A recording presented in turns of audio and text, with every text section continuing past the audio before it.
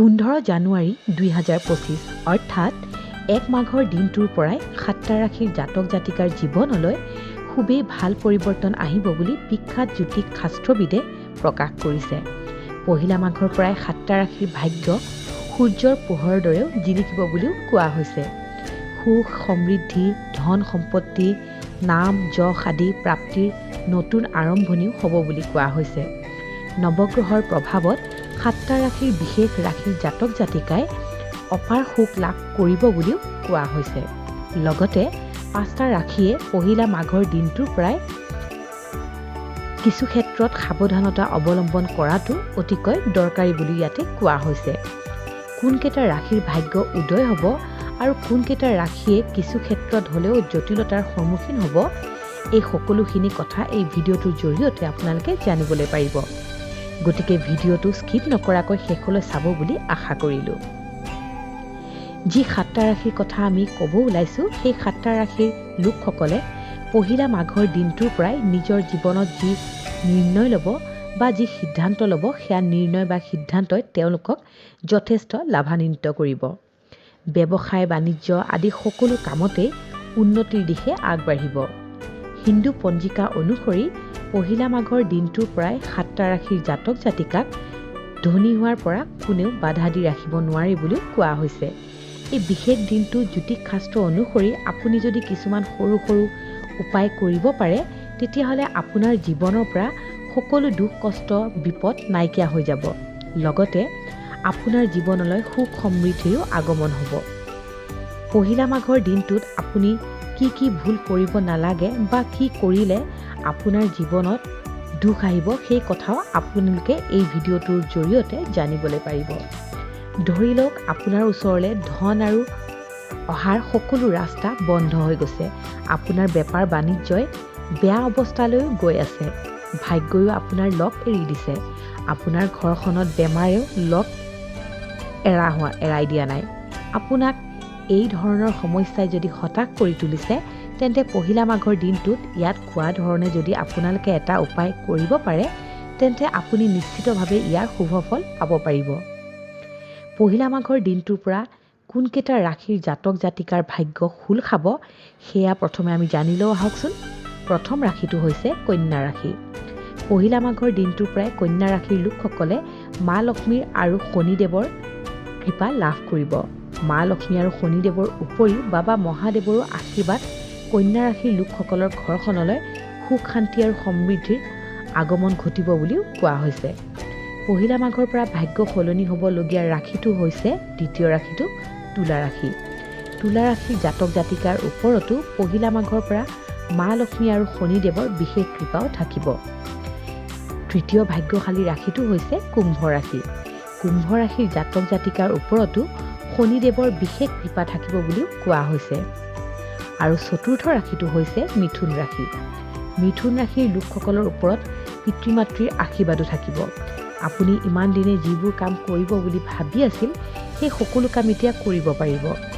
শনিদেৱৰ কৃপাত আপোনাৰ জীৱনলৈ সুখ শান্তি আৰু সমৃদ্ধিও ঘূৰি আহিব বুলিও কোৱা হৈছে। পঞ্চম ভাগ্যশালী ৰাশিটো হৈছে মেঘ ৰাশি। পহিলা মাঘৰ পিছত মেঘ ৰাশিৰ জাতক জাতিকাৰ জীৱনত শুভ সংযোগ ঘটিব বুলিও কোৱা হৈছে। ষষ্ঠ ভাগ্যশালী ৰাশিটো হৈছে সিংহ ৰাশি। সিংহ ৰাশিৰ জাতক জাতিকাৰ ওপৰতো মা লক্ষ্মীৰ আৰু শনিদেৱৰ কৃপা থাকিব। লগতে মহাদেৱে সদায় প্ৰসন্ন হৈ থাকিব। সিংহ ৰাশিৰ লোকসকলৰ আৰ্থিক স্থিতিৰ মজবুত হ'ব বুলিও কোৱা হৈছে। পহিলা মাঘৰ ভাগ্যই লগ দিয়া সপ্তম ৰাশিটো হৈছে বৃশ্চিক ৰাশি। এই মাঘৰ পিছত ভাগ্যই লগ দিয়া সপ্তম ৰাশিটোৰ যি বৃশ্চিক ৰাশিৰ কথা কৈছোঁ, এই সময়খিনি বৃশ্চিক ৰাশিৰ লোকসকলৰ বাবে খুবেই ভাল সময় হ'ব। পহিলা মাঘৰ পৰা এই 7টা ৰাশিৰ জীৱনলৈ অভাৱনীয় পৰিৱৰ্তন আহিব বুলিও কোৱা হৈছে। তেওঁলোকৰ ভাগ্যত সংগয় দিব। কিন্তু 5টা বিশেষ ৰাশিৰ জাতক জাতিকাই পহিলা মাঘৰ পৰা আগন্তুক এমাহলৈ কিছু ক্ষেত্ৰত বিশেষ সাৱধানতা অৱলম্বন কৰাটো অতিকৈ প্ৰয়োজনীয়। এই সময়ছোৱাত 5টা ৰাশিৰ জাতক জাতিকাক ধন সম্পত্তি স্বাস্থ্যৰ লগতে জড়িত যিকোনো সমস্যাৰো সৃষ্টি হ'ব পাৰে। জ্যোতিষৰ দৃষ্টিকোণৰ পৰা কোনকেইটা ৰাশিয়ে সাৱধানতা লাভ কৰিব, সেই ৰাশিকেইটা হৈছে প্ৰথমটো হৈছে বৃষ ৰাশি। পহিলা মাঘৰ পৰা অনাগত এমাহ সময় বৃষ ৰাশিৰ লোকসকলে আৰ্থিক ক্ষতিৰ সন্মুখীন হ'ব পাৰে বুলিও কোৱা হৈছে। এই সময়ছোৱাত কোনো ধৰণৰ বিনিয়োগ বা ডাঙৰ সিদ্ধান্ত লোৱাৰ পৰা বিৰত থকাটো অতিকৈ দৰকাৰী বুলিও কোৱা হৈছে। 2 নম্বৰতে হৈছে ধনু ৰাশি। এক মাঘৰ পৰা আগন্তুক এমাহ সময় ধনু ৰাশিৰ লোকসকলৰ জীৱনত কিছু সমস্যাই সৃষ্টি হ'ব পাৰে।